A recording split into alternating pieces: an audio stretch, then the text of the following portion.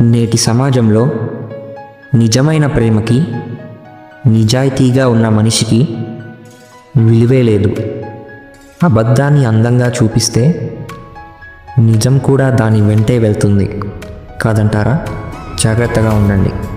మనకు ఇష్టమైన వారు మన గుండెను గాయపరిచేలా మాట్లాడినా, మనల్ని ఎంత దూరం పెట్టినా మనం మాత్రం వారి గురించే పదే పదే ఆలోచిస్తూ ఉంటాం. అవునా? ఎందుకంటే ఒక్కసారి మన ప్రపంచంలోకి ఆహ్వానించాక, మనవారు అనుకున్నాక ఇంకా వారు పరాయి వారు ఎలా అవుతారు కాదంటారా? విడిచి ఉండలేనంత దగ్గరై తర్వాత దూరం పెడితే ఆ బాధ ఎలా ఉంటుందో కేవలం అనుభవించే వాళ్ళకే అర్థమవుతుంది. అవునా? దూరం పెట్టినంత సులభం కాదు మర్చిపోవడం. అర్థమైందనుకుంటా. ఎదుటివారు ఎలా ఉన్నారో చూడకండి, ఎలాంటి వారో తెలుసుకోండి.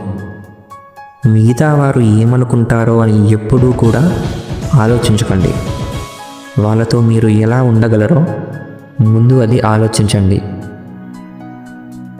జీవితంలో ఏది కూలిపోయినా పర్లేదు, కానీ వేరే ఎవరి కోసమో మనల్ని మనం ఎప్పుడు కూడా కోల్పోకూడదు.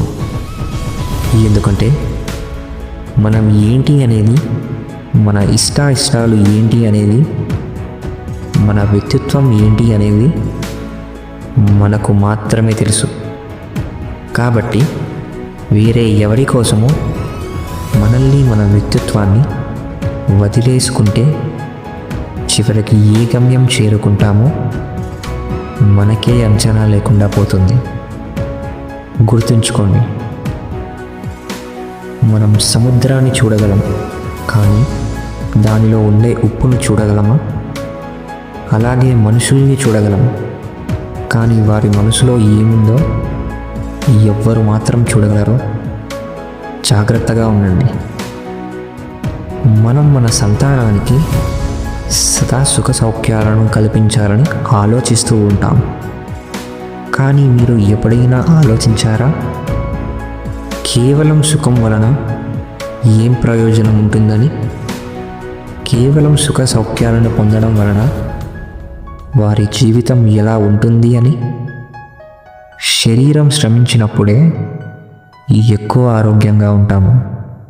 బుద్ధి కూడా కఠిన సమస్యలని ఎదుర్కొన్నప్పుడే అది తేజోవంతమవుతుంది. ఇంకా అది అందరికీ అనుభవతం. కానీ ఇది మనందరం మర్చిపోతూ ఉంటాం కాదంటారా?